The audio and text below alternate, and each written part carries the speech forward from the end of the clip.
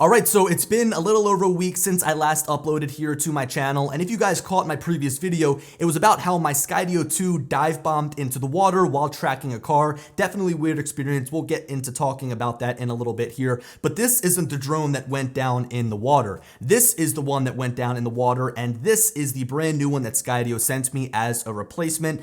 Now, I know what you guys are thinking right off the bat. The only reason I got a brand new drone is because of the size of my YouTube channel. You're probably thinking to yourself, they would be stupid not to send me another one, but that is not the case whatsoever. I actually purchased the Skydio with my own money. I didn't get it any earlier than anybody else. I spent the $1,000 on it. I purchased the beacon, I purchased the controller, as well as an extra battery. And then during this whole process for the warranty claim, they also handled my situation just like they would with everybody else. And because of that, what I want to do is give you guys a little bit of information and insight as to what the process looks like. I'll give you guys a spoiler alert. It was very easy. There was no hassle whatsoever. And I think that Skydio handles their customers and I guess their interests in the best way possible. And that was prevalent to me throughout the entire process. Now, I should mention before we get into this that not every single person's drone is going to be replaced if it crashes. I'd really recommend that you guys go and read up on Skydio's warranty about the drone just to get an understanding of exactly what is covered, because something like me where my drone just randomly went down in the water was covered,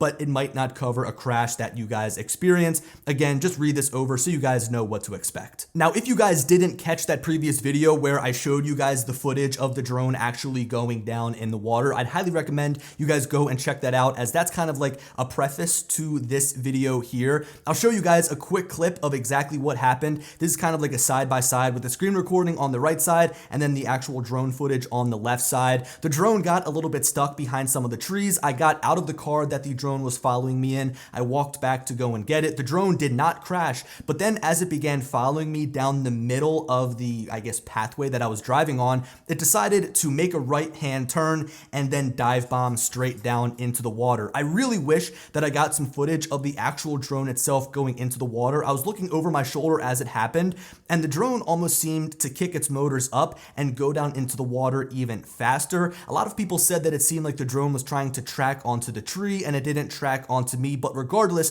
Skydio determined that the drone was behaving abnormally and then decided to replace my drone. So what I want to do is go over a couple of points that I kind of wrote down and also go over a timeline of exactly what to expect if you guys are going to be getting a replacement Skydio drone. It's kind of weird seeing two of them in front of me. A question that I think a lot of people are going to have right off of the bat is, well, I'm in the fourth batch. How did you already get your drone and then get a replacement? And that's because Skydio uses this term advanced replacement. So they send you a drone immediately. So I'll refer to my timeline here. I crashed the drone on the 27th of January. On the 29th of January, I then posted my video about how this one right here went down into the water, and because of, I guess, the attention that it got, Skydio reached out to me first and they asked me for the logs. And I actually got reached out to on Twitter by a couple of people from Skydio's team, but Skydio support emailed me and they asked for the logs from the drone. Now here's where things got a little bit interesting, right? I went on to my Skydio application and I noticed that it said 0 kilobytes. It didn't have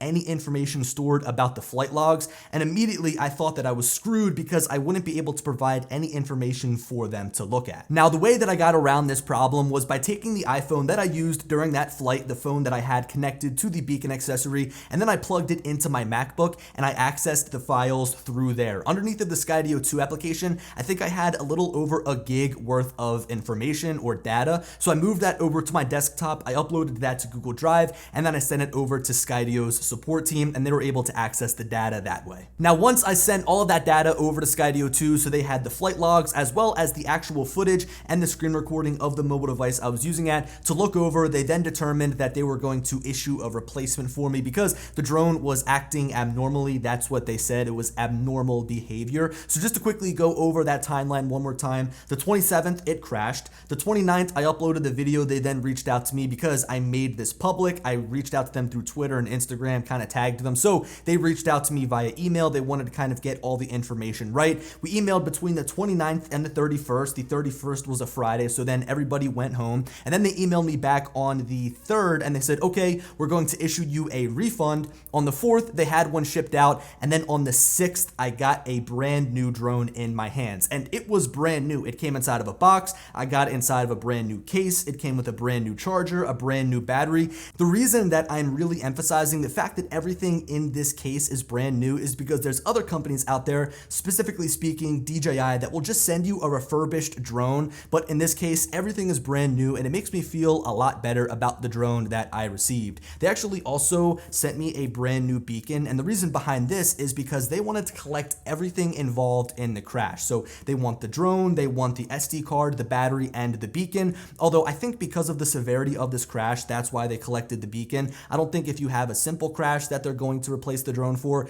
they'll collect that beacon. But I commend Skydio for doing this because they really are checking all the little corners to kind of find out why this drone did what it did. And for that reason, they are just going to make the software better because of that. So I guess in a way, I'm helping them out. I don't know. Okay, so that pretty much covers the full entire timeline. And now I want to go over 2 points that really make me say, wow, that was effortless, or wow, that was fast, because everything about the replacement process for the Skydio 2 was perfect in my opinion. So first of all, looking at the support ticket here, it was shipped out over next day air. So they spent more money to get this drone to me faster. They didn't use ground shipping.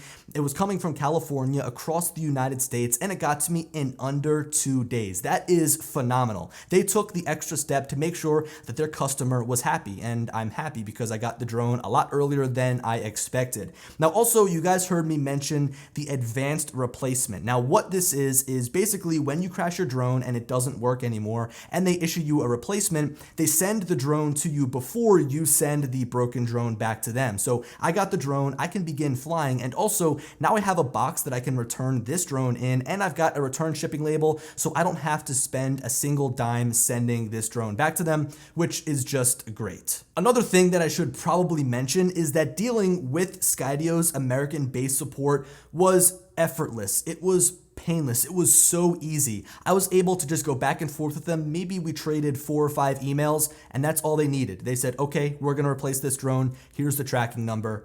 And it's done. There's no going back and forth. There's no trying to prove that I was in the right and the drone was in the wrong. They just replaced it. And for that reason, I really do regard Skydio's support team as one of the best in the drone industry. So guys, let me know what you think down in the comment section below. If you guys didn't see that crash video, go check it out because it is kind of funny to see this drone just dive bomb down into the water. And now expect some more Skydio 2 videos because I've got a brand new one to continue to put to the test. Anyway, guys, I hope you enjoyed the video. And as always, I'll talk to you later. Peace.